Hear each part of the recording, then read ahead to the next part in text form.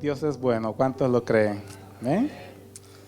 Este día el mensaje pusimos un título, voy a pedir que lo pongamos, ¿verdad? El Señor puso en el corazón cuando nosotros hablamos distinguiendo lo bueno de lo malo. A ver, muchas veces nosotros estamos confundidos y a lo malo le llamamos bueno y a lo bueno le llamamos malo, ¿verdad?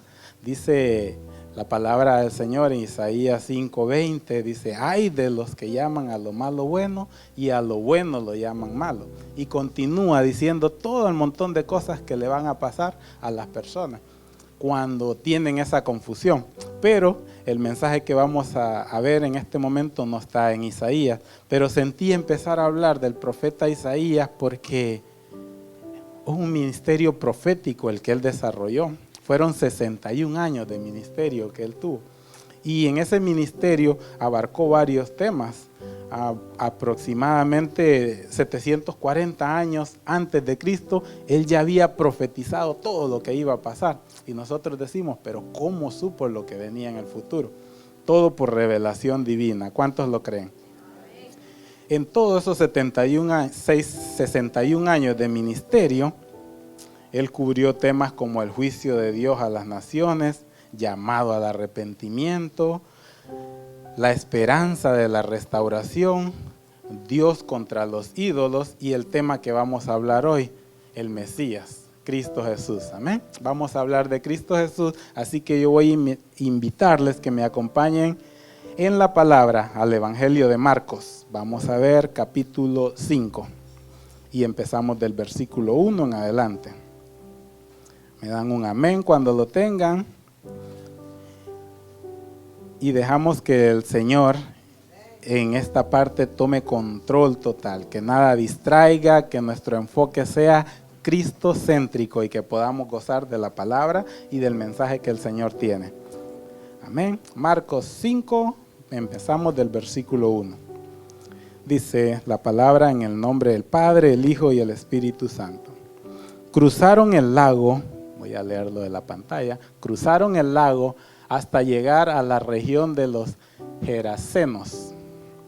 Tan pronto como desembarcó Jesús, un hombre poseído por un demonio o por un espíritu maligno le salió al encuentro de entre los sepulcros. Este hombre vivía en los sepulcros y nadie podía sujetarlo, ni siquiera con cadenas.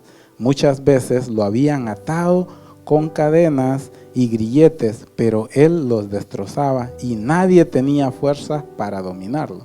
Noche y día andaba por los sepulcros y por las colinas, gritando y golpeándose con piedras. Versículo 6.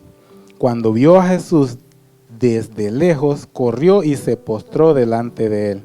Hasta ahí. Pueden tomar asiento. Dios bendiga su palabra.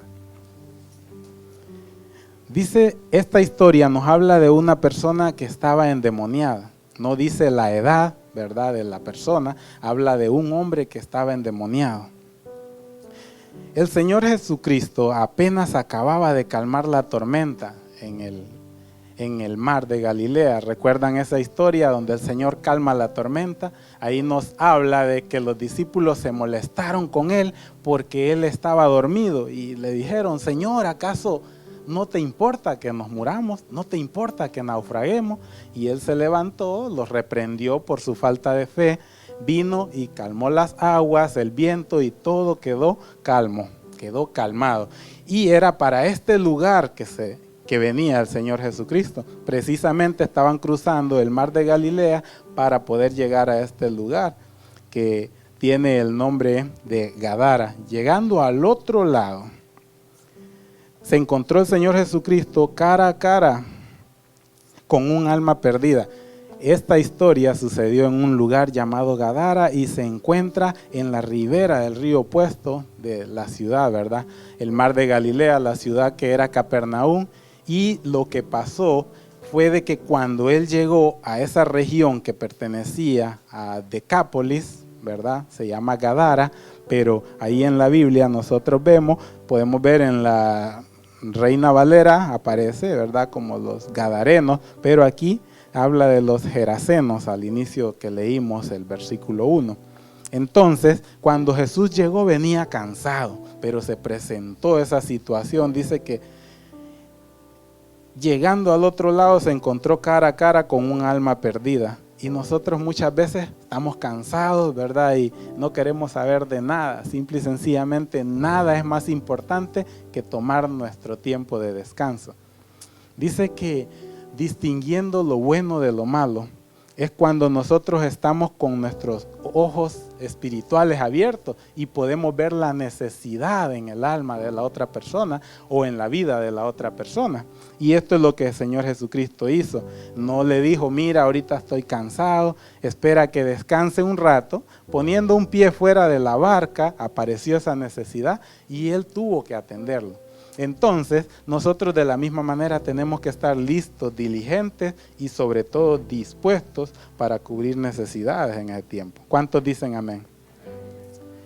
Tan pronto como desembarcó Jesús, se presentó una guerra espiritual. Sabemos que nuestra batalla no es con espadas, ni tampoco con así cuerpo a cuerpo. Las guerras son espirituales. Nomás nosotros andamos bien con el Señor. No sé si les ha pasado cuando estamos caminando en esa línea de comunión con el Señor, viene a pasar de todo en nuestras vidas, que se dañó el carro, que me rompí una uña, que me machuqué con un martillo.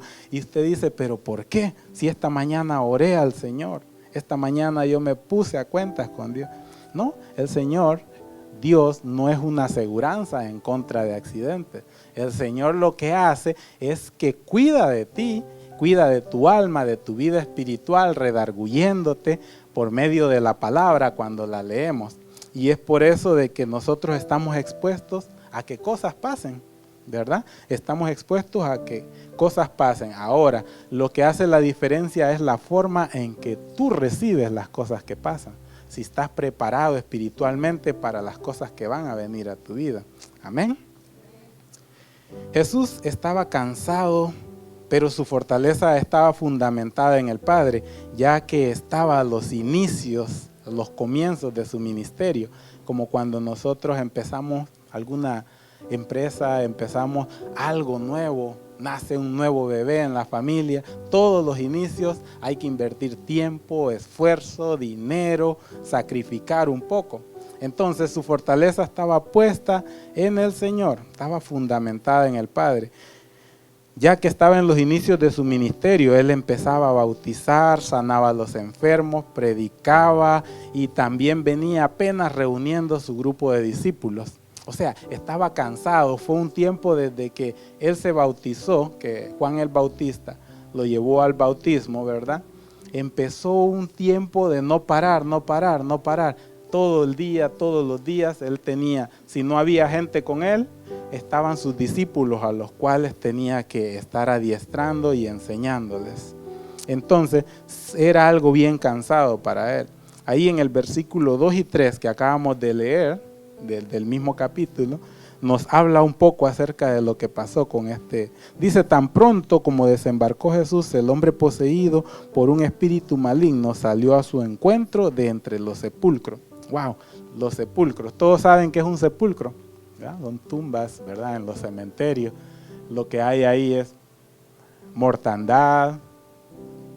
Para los judíos, los cementerios era algo inmundo, ¿verdad? Para ellos no pasaban, no tocaban muertos. Todo eso era algo que ellos repudiaban. Pero dice que de entre los sepulcros se le acercó una persona. Obviamente, si hubiera sido uno de los rabinos religiosos, no hubiera permitido que se le acercara, porque tenían una línea donde el que había tocado un muerto o estuvo cerca de un cadáver tenía que ir a purificarse depende de cuánto tiempo estuvo cerca del cadáver. Podían ser días, semanas y meses. Entonces, yo no te puedo atender en este momento, le hubieran dicho, porque necesitas purificarte, vuelve en una semana. Pero el Señor Jesucristo no hizo eso, al contrario, tomó cartas en el asunto. Después dice que este joven vivía entre los sepulcros. Quiero oír su opinión personal. ¿Qué creen ustedes que hizo de que él llegara a vivir entre los muertos en el sepulcro? Una opinión.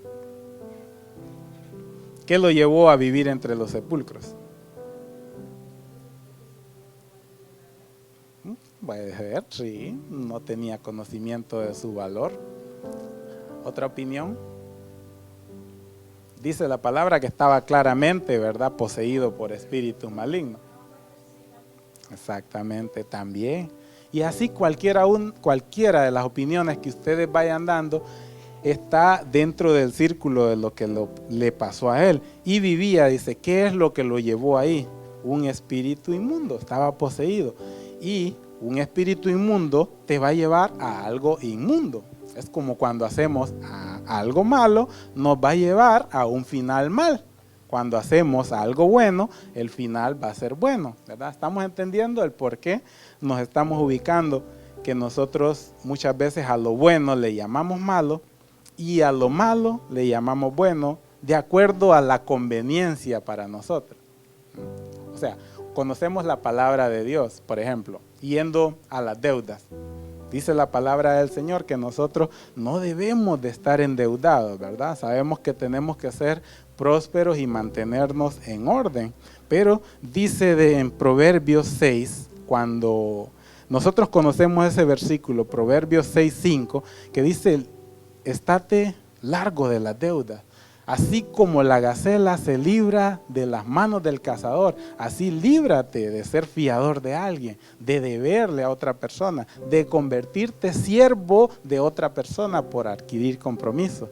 Entonces, sabemos eso en la palabra, pero sin embargo, algo nos gusta y te dicen, son cuotas chiquititas, en 6 años lo termina de pagar. Y nosotros sabemos de que está mal, pero como lo queremos, ponemos la firma. Y así, y a lo malo le llamamos bueno. Y por eso es que nos pasan cosas. Y luego venimos y decimos, mira mi bendición, en 6 años termino de pagarlo, ¿verdad? Sea cual sea, ¿verdad?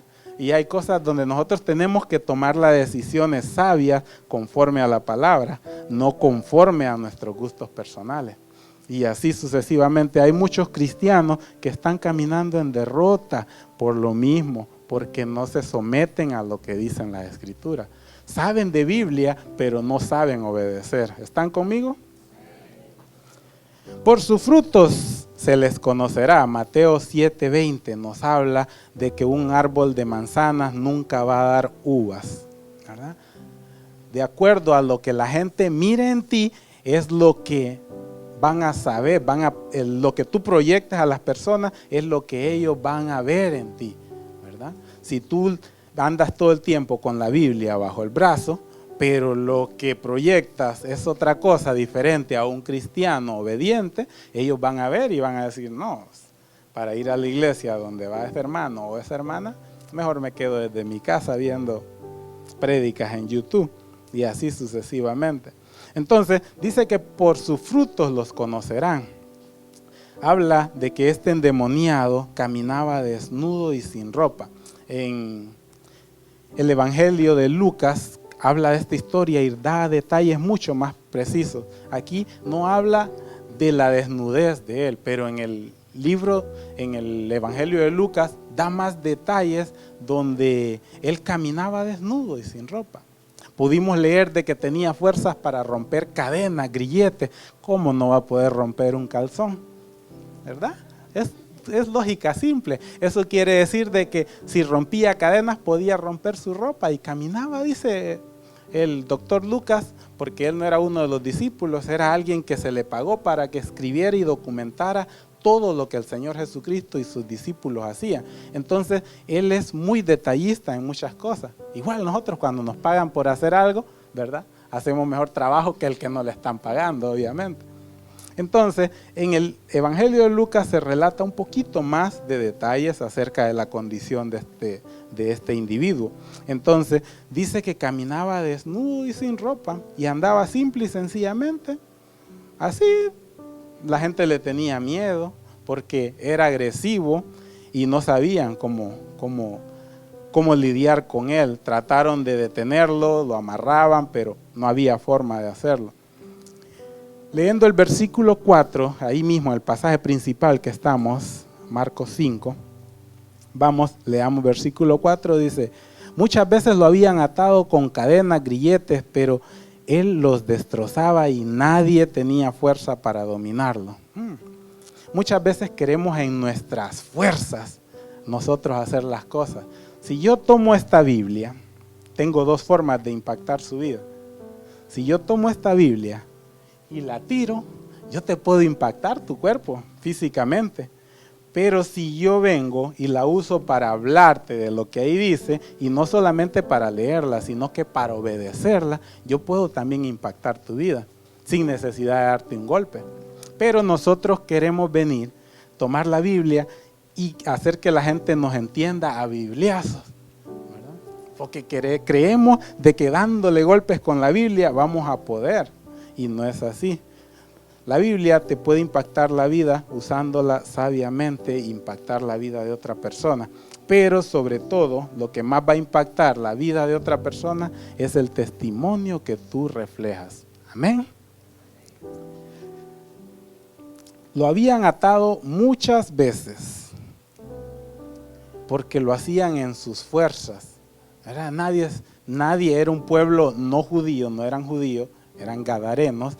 Y no conocían, ¿verdad?, de la cultura judía, ni mucho menos de Dios. Por eso Dios, el Padre, puso en el corazón de su Hijo desembarcar ahí para sembrar una semilla, porque ellos no sabían. Intentaban hacer todo en sus fuerzas y nosotros actuamos a veces como esos gadarenos. Queremos actuar en nuestras fuerzas y querer cumplir cosas sin consultar con Dios o sin la ayuda de Dios. Y no es así. Dice que cuando nosotros tratamos de hacer el papel de redentores, terminamos crucificados. No salvamos ni nosotros mismos, ni podemos ayudar a la otra persona. Tienes que hacer el trabajo que el Señor te pone aquí, ¿verdad? Ser obediente con la palabra, pero dejar que el Señor Jesucristo haga hasta donde tú puedes llegar, que Él continúe el resto. ¿Están conmigo? Dice que ningún fierro humano lo podía dominar. Dice, nada, ningún freno humano tampoco puede dominar un corazón impío para que se convierta al cristianismo, ¿verdad? Nosotros tenemos que tener paciencia, tenemos que dejar que el Señor obre, hagamos nuestra parte humana y que el Señor se encargue del resto, ¿verdad? Muchas veces en nuestra casa pasa que nosotros queremos venir y evangelizar a alguien, nuestros hijos, a nuestro cónyuge, ya sea tu esposo, tu esposa. Vienes aquí a casa y vienes solo porque piensas que Dios no te está ayudando a tocar el corazón de tu familiar, cuando realmente lo que más te puede ayudar es el testimonio que tú das en tu casa. Amén. ¿Están de acuerdo? Cuando tú eres obediente a la palabra, el Señor se encarga del resto, ¿verdad? Porque tu cónyuge, ya sea tu esposo, tu esposa, no quiere saber cuánto tú sabes de Biblia, quiere saber qué tan obediente eres a la palabra del Señor. Así es. Vemos parejas muchas veces, no aquí, tal vez en la iglesia, para que no me digan que ya terminó el servicio. Pongámosle que aquí no pasa esto, pero tengo que decir lo que el Señor puso en mi corazón. Parejas que llegan a su casa, encuentran a su esposo o su esposa que no asisten con ellos a la iglesia y quieren venir a darle Biblia, a darle palabra, a decirle, tú tienes que hacer esto, tú tienes que hacer lo otro. No ocupan un militar en la casa, ocupan a un siervo obediente a la palabra. Cuando nosotros nos vamos y escuchamos ahí el consejo del apóstol Pablo a los matrimonios, y somos obedientes, no tiene por qué haber problema. Cuando el apóstol Pablo habla en primera de Corintios 7:3, él habla a los matrimonios y les dice unas indicaciones donde no debería de haber problema. Y cuando tú eres obediente, así como están ahorita googleando el versículo, ¿verdad?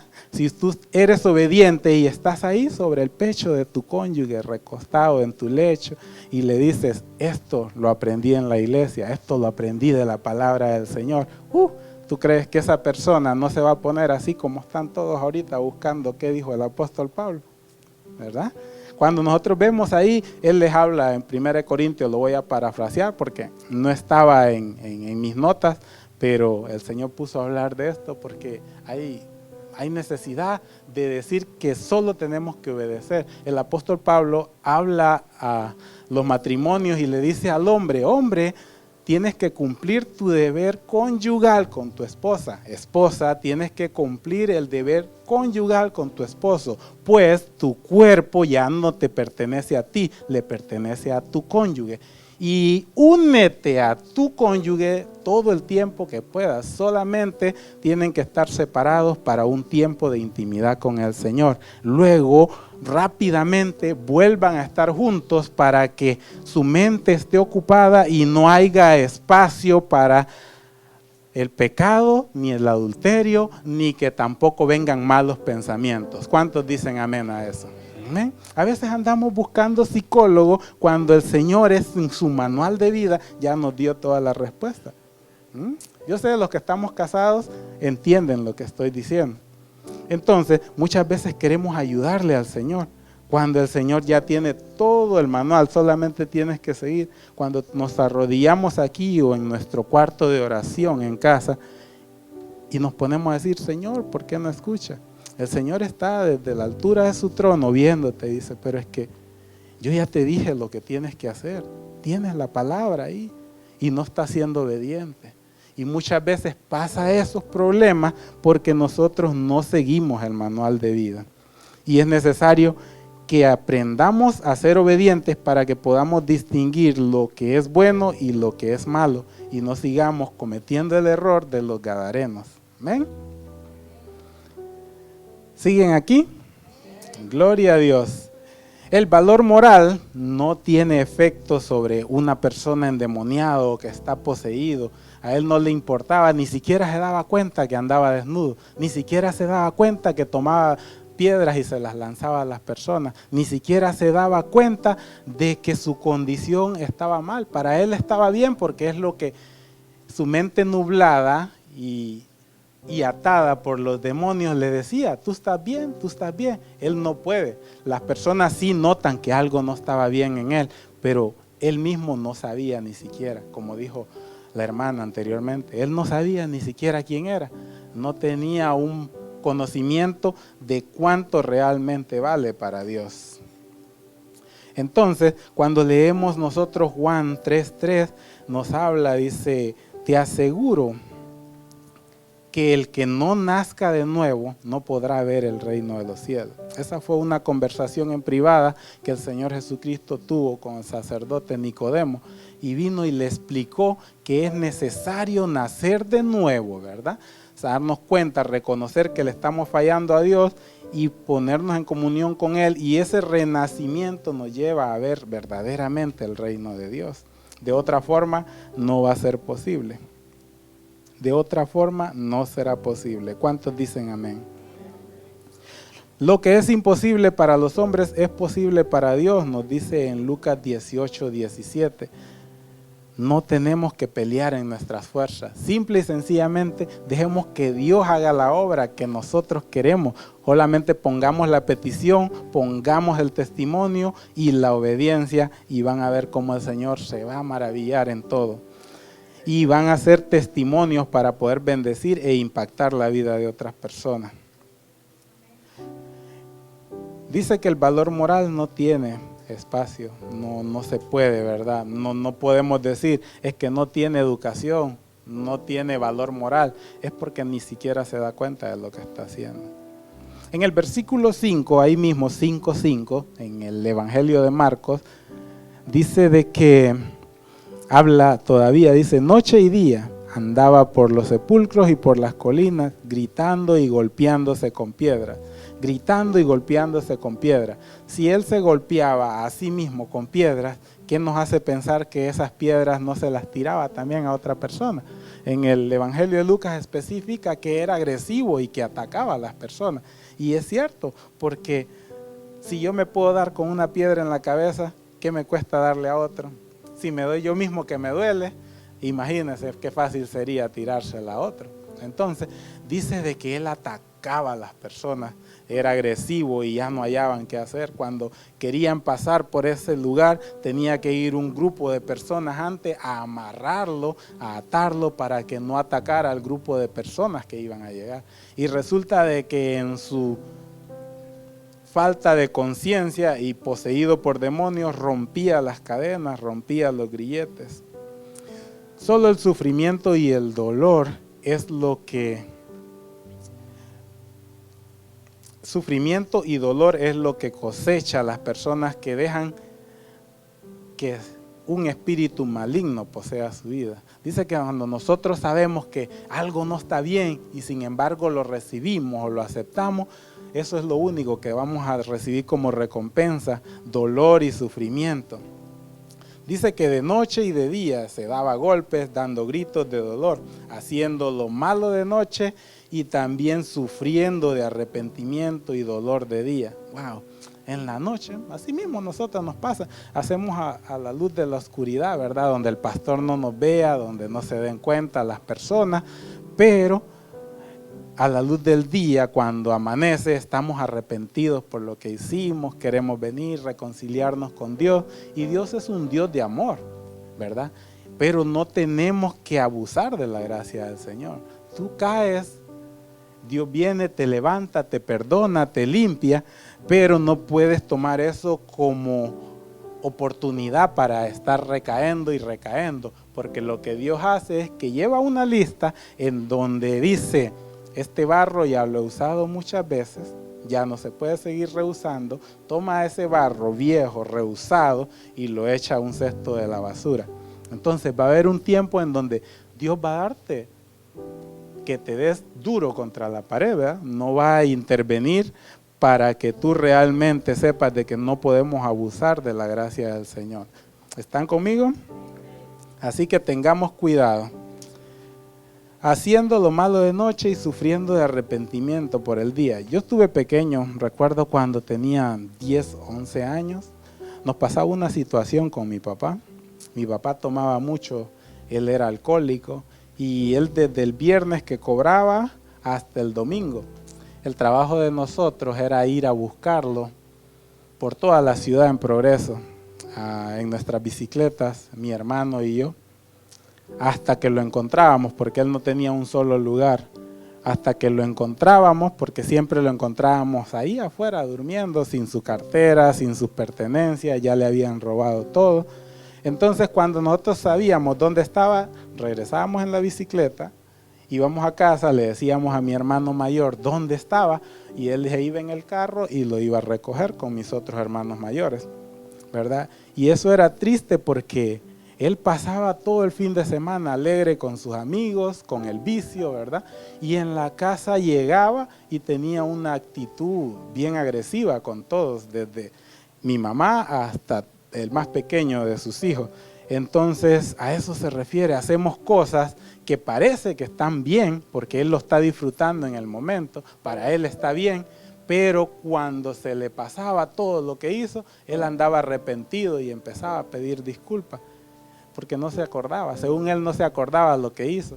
Entonces cuando nos acercábamos y le hacíamos el reclamo, él no paraba de pedir disculpas, que perdónenme, que no sabía, que... Y entonces así mismo pasaba con este endemoniado. Él no tenía conocimiento de lo que hacía, nada de conocimiento de lo que hacía. Entonces cuando dejamos que el enemigo tome control de nuestra vida, estamos sirviendo a un amo malvado que los empujó cruelmente a una destrucción que nosotros mismos le dimos autoridad. Porque desde el principio pudimos decir: yo rechazo esto, yo no lo acepto. Pero como era algo placentero en el momento, lo aceptamos con la confianza de que yo lo voy a controlar. Más adelante yo pues lo dejo. Y todos pensamos así cuando entramos en algo que no le agrada a Dios. Yo lo voy a dejar más adelante, no voy a permitir hasta llegar al piso. Pero no, realmente empezamos a caer, cada vez lo vamos sintiendo más agradable, el pecado se va haciendo parte de nuestro diario vivir y cada vez la conciencia nos remuerde nos remuerde menos y vamos diciendo, no, no es tan malo. Y empezamos a calificar, no, hay otros haciendo cosas peores. No, hombre, este pecadito que yo estoy haciendo comparado con el que hizo aquel, no, hombre, mi corona está apartada ahí. Pero no podemos nosotros medir. No hay un pecadómetro para medir cuál es el pecado pequeño, cuál es el pecado grande. No hay un pecadómetro. Para el Señor todo pecado es pecado, ¿verdad? Y Él en su gran misericordia va a juzgar, ¿verdad?, del tamaño de los pecados, pero nosotros no lo podemos hacer. Solo el Señor, grande y misericordioso. Amén. Cuando nosotros damos autoridad, ¿verdad?, nuestro propio consentimiento, el diablo hace destrozos con nuestras vidas, ¿no? Y lo peor es que no solamente nosotros, tú vienes y le das autoridad al diablo en tu vida, pero esa autoridad que tú le diste va a recaer sobre las personas que están bajo tu cuidado.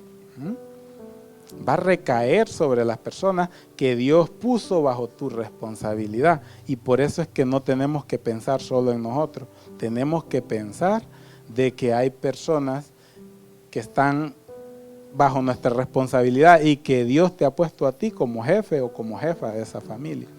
Vamos a ir al versículo 7 porque nos quedamos donde vino el endemoniado y se arrodilló a los pies del Señor Jesucristo. Vamos a seguir desarrollando este mensaje y leyendo.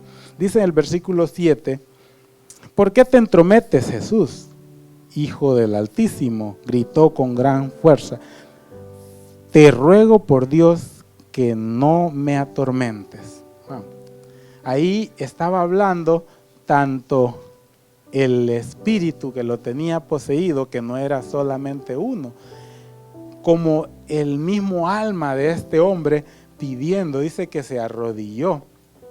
También necesitaba ayuda dentro de su ser, a pesar que estaba poseído, él reconoció de que había una oportunidad de quedar libre y en un mínimo lucidez que tuvo, aprovechó para poder pedir al Señor, ¿verdad?, de rodillas. Su petición fue de rodillas. El que habló de su boca fue quien lo tenía poseído y le dijo, te ruego que no nos atormentes. Hasta los demonios reconocen el poder y supremacía de Cristo. Wow, ¿verdad? Dice que lo vio y sabía que las cosas ya no iban a ser igual de ahí en adelante. El mismo demonio supo que tenía que abandonar ese cuerpo, ¿no? Pero muchas veces nosotros como cristianos dudamos de lo que Dios puede hacer. Estaba oyendo un documental, porque también miro televisión, ¿verdad? Y oí un caso, no sé si es real o no, pero oí un caso donde estaba una iglesia y enfrente, en la esquina opuesta, había un nightclub, una cantina. Y los servicios del pastor estaban molestos porque cuando ellos tenían servicio, también en el lugar de enfrente había servicio. Entonces era una distorsión, ¿verdad? Y él con su congregación oraban, dice, para que el Señor quitar a esa gente de ahí y que pudieran alabar al Señor con tranquilidad. Ese caso dicen que llegó hasta la corte, ¿verdad? Lo que pasó que hicieron oraciones y de repente pasó un huracán como el que acabamos de sufrir en Houston y cayó un rayo sobre la cantina y quemó el local. Quedó el solar baldío. Entonces el cantinero se dio cuenta que en la iglesia de enfrente habían estado orando para que Dios hiciera algo para quitarlo ahí y lo demandó. Llegaron a la corte y estaba el juez poniendo cada uno que se defendiera. El pastor dijo, no, nosotros sí es cierto que oramos en una o dos ocasiones, pero no sé, no creo, no sé si Dios puede hacer algo así. Entonces el cantinero estaba defendiendo su posición y dijo, sí, ellos oraron, tengo testigos de que oraron para que su Dios quemara mi local. Entonces la jueza desestimó el caso, dijo, bueno, no puedo creer lo que estoy viendo. Un pastor que no cree en el poder de su Dios y un ateo que está seguro que el Dios de este pastor le quemó el local. Desestimado el caso. Entonces así pasa, muchas veces nosotros estamos orando por un enfermo y estamos imponiendo manos y el enfermo le pregunta a uno con esa necesidad, ¿tú crees que tu Dios me puede sanar? Yo no sé, le dice uno, está levantando la oración y le dice, yo no sé si te va a poder sanar, pero el Señor me puso que orara por ti, ¿entiendes? Y cosas así. Tenemos que tener discernimiento del Señor y confiar en lo que el Dios al cual servimos puede hacer, ¿verdad? Confiar en lo que el Dios al cual servimos puede hacer en la vida de las otras personas. Los poseídos por demonios miran a Jesús como un enemigo para sus vidas, porque la luz de Jesucristo revela lo que hay dentro de ellos. Entonces inmediatamente el Señor Jesucristo lo vio. Dice ahí que ya le había, antes de que el endemoniado se acercara a rogarle que no los atormente, dice que el Señor Jesucristo ya con la vista ya le había dicho que saliera de él. Entonces llegó, se lanzó a sus pies y pidió que no los atormentara. Los poseídos por demonios miran a Jesús como un enemigo. Y entonces dice que el Señor Jesucristo ahí en el versículo 9, vamos a pasar al versículo 9, le preguntó, dice, ¿cómo te llamas? Le preguntó Jesús. Me llamo Legión, respondió, porque somos muchos. Dijo, wow. O sea, son muchos. Más adelante vamos a ver de que qué tantos eran con lo que pasó con el destino que tuvieron esos demonios. ¿Tú te imaginas aproximadamente 2,000 demonios?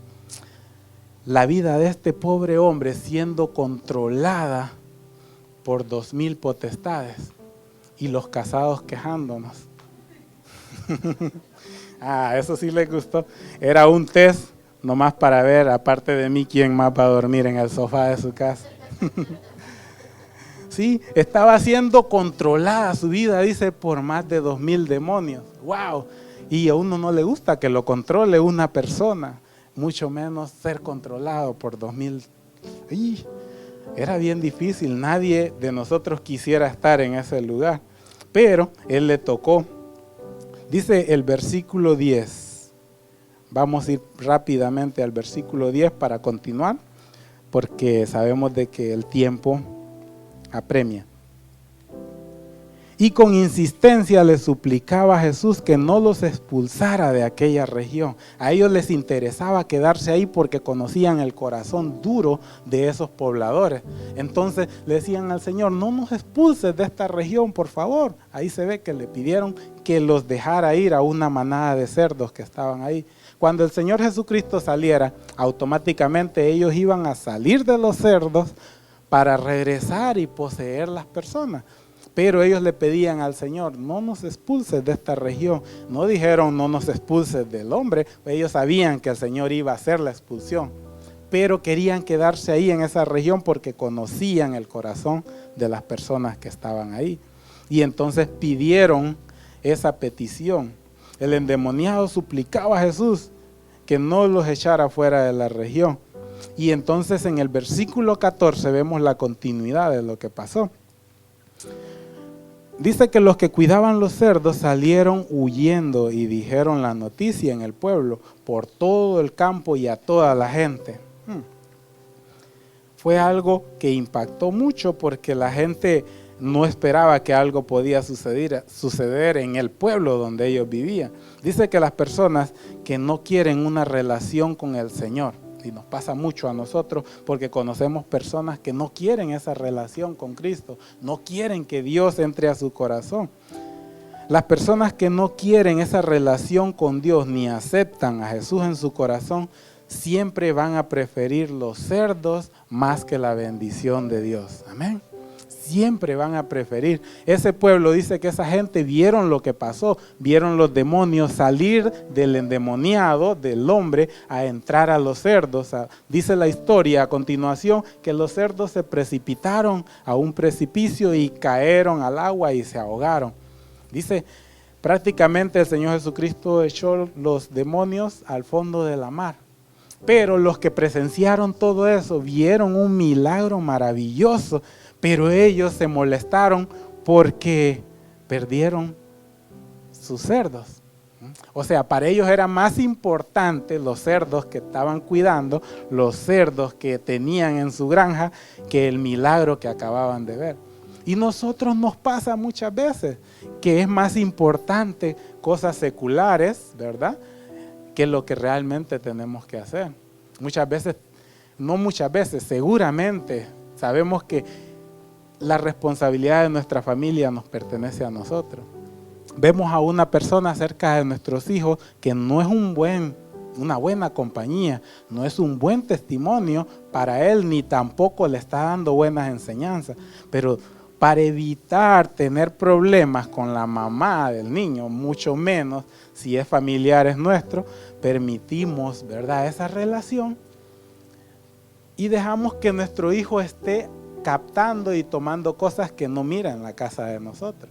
Entonces lo que pasa en esa situación es que tú estás dándole más importancia a tu amistad con una persona que cuidando la herencia que Dios dio a tu casa. ¿Me están entendiendo? Así es. Tiene que ser más importante cuidar lo que Dios puso a tu cargo que estar cuidando nuestra relación o el qué dirán las otras personas. Porque Dios no le va a pedir cuentas a la persona que indujo a tus hijos a algo equivocado. Te va a pedir cuentas a ti.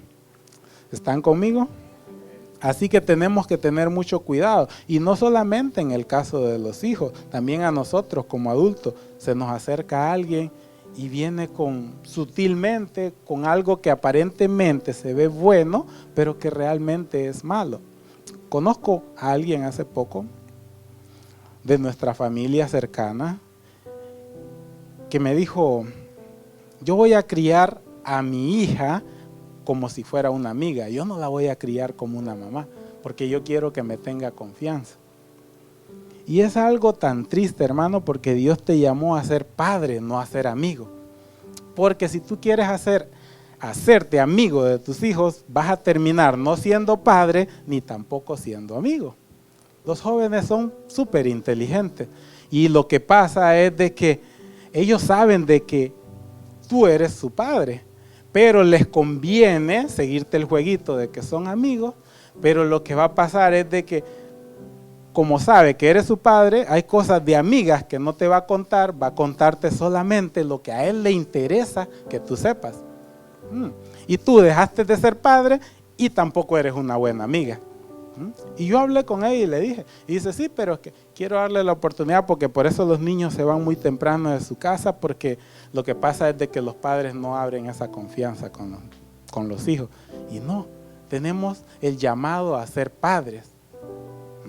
Pero muchas veces está bien tener confianza con los hijos, está bien que tú te avientes un TikTok ahí con ellos y todo lo que quieras, pero no te pongas en el papel de amigos. Eres padre, ¿verdad? Tú puedes tener esa relación bonita, que me salió bien, ¿verdad? Parece que lo practiqué, pero no lo practiqué, fluyó. Entonces, tú puedes hacer actividades cercanas con tus hijos, pero sin dejar de fuera el papel que realmente Dios te ha llamado a tener con ellos. Amén. Cuando nosotros nos vamos ahí en el versículo 14, pudimos ver, ¿verdad? Los leímos. Los que cuidaban los cerdos, la actitud que tuvieron. Vamos a seguir al próximo punto, versículo 15, para avanzar. Dice, versículo 15, no lo encuentro, ok, aquí está.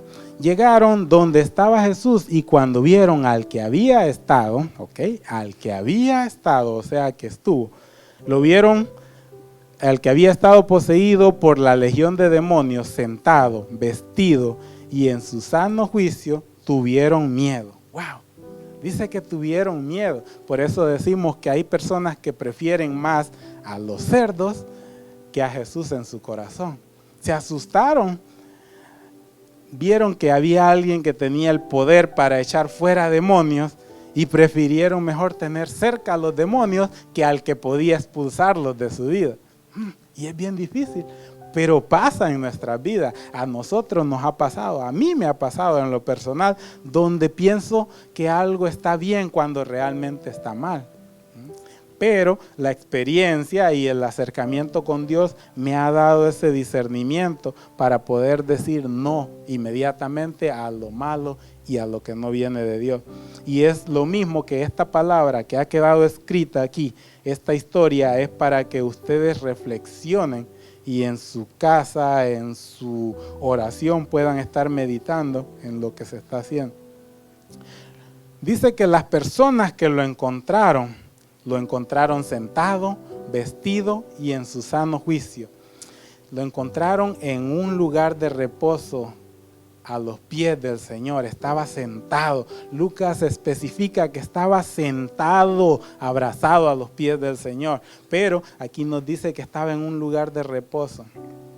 Sentado, vestido. O sea, confirmación de que sí andaba caminando desnudo. Vestido. Así como el hijo pródigo cuando regresó a casa, ¿verdad? Las ropas con las que él salió de la casa de su padre no son las mismas ropas con las que él regresó después de haber pasado todo el proceso que pasó. Pero el papá lo recibió con un abrazo, le puso un anillo, le puso las mejores vestiduras y hizo una gran fiesta porque el que había sido perdido fue recuperado. Amén. Dele un aplauso al Señor si lo está entendiendo. Aleluya, gloria a Dios. Dice que lo encontraron en su sano juicio y nadie está en su sano juicio si no tiene la mente de Cristo. Tiene que tener la mente de Cristo para estar en su sano juicio y así mismo lo encontraron dócil a los pies del Señor, ya poniéndose ropa después de haber estado quién sabe cuánto tiempo, no lo relata la palabra, sin probar vestidura. Y entonces tenía la mente lúcida. Los sepulcros pasaron a ser parte de su pasado y ahora su nueva vida era con los vivos. Muchas veces nosotros tenemos ese dedo acusador porque en nuestro pasado dejamos que siga atormentándonos, dejamos que las personas sigan señalándonos. ¿Por qué? Porque a veces no hemos cortado de raíz ese pasado que nos atormentaba. Seguimos con un pie acá, con otro pie allá, y dice el Señor de que no puede ser ni frío, o sea, eres frío o te vale más ser caliente, pero no puede ser tibio, porque si estás en el jueguito de estar un pie acá y un pie allá, el Señor está por vomitarte. ¿Cuántos lo han leído? Amén. Así que tenemos que tener nuestros pies firmes y dejar que el Señor haga la obra en nuestro corazón y en el corazón de los que queremos impactar. Amén.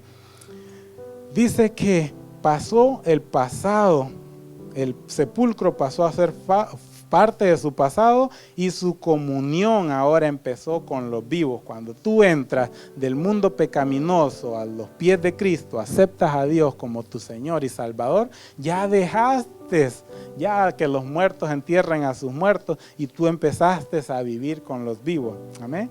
Empieza a crecer muchas cosas en tu corazón, conoces una familia espiritual, empiezas a sentir abrazos.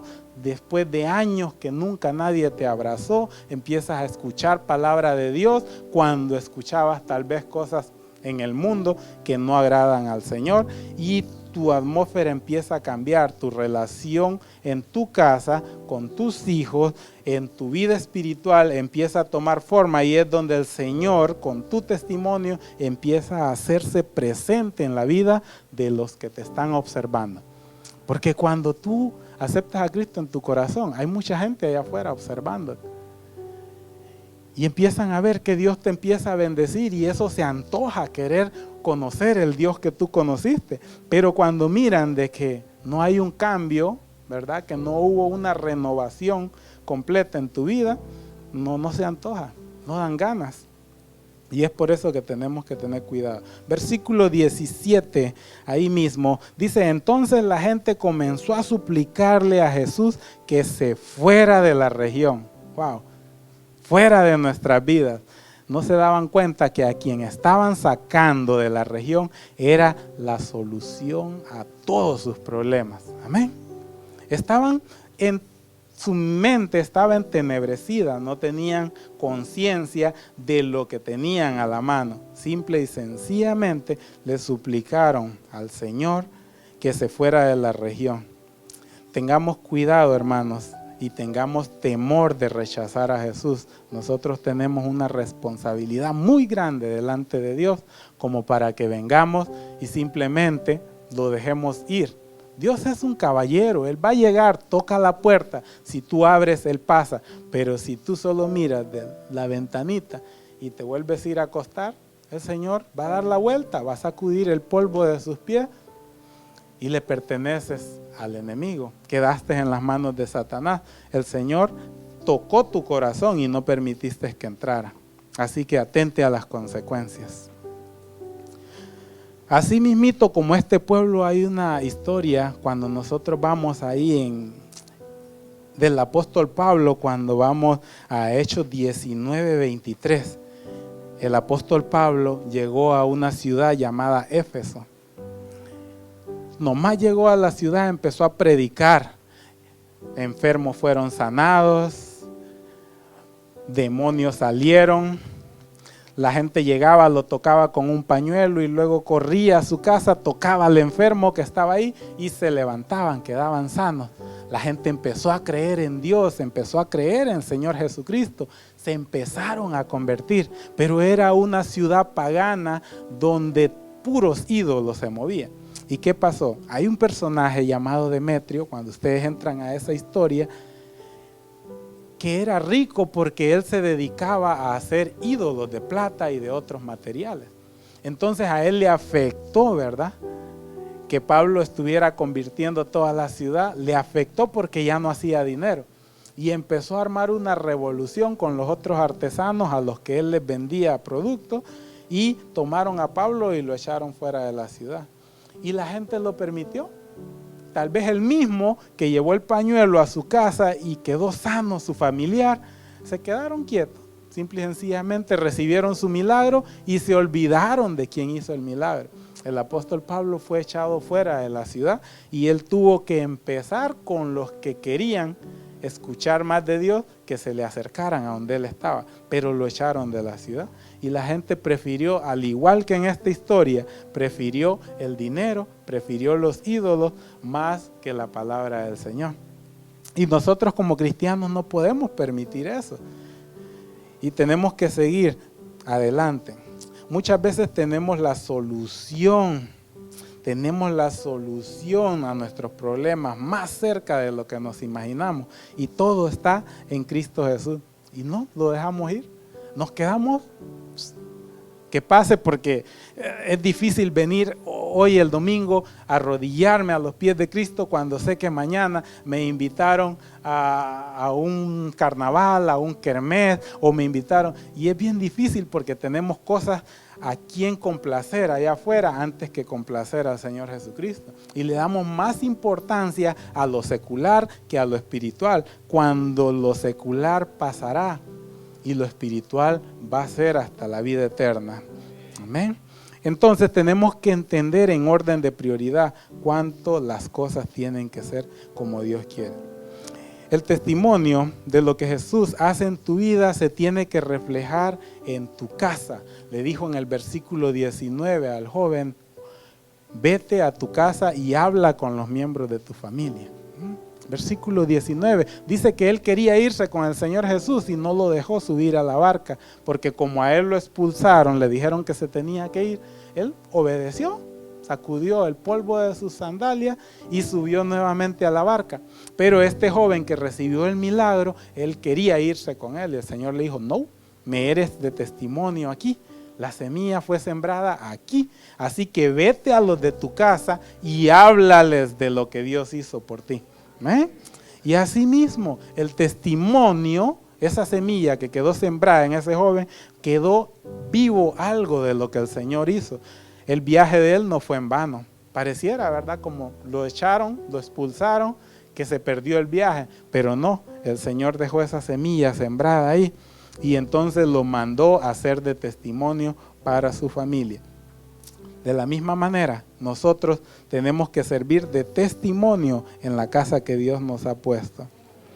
Al igual que este ex endemoniado, tenemos que proclamar, testificar la obra que el Señor hizo. Tenemos que proclamar y testificar que ahora somos movidos por un espíritu, pero no cualquier espíritu. Ahora somos movidos por el Espíritu de Cristo, cuando antes éramos movidos por los espíritus del mundo. Amén.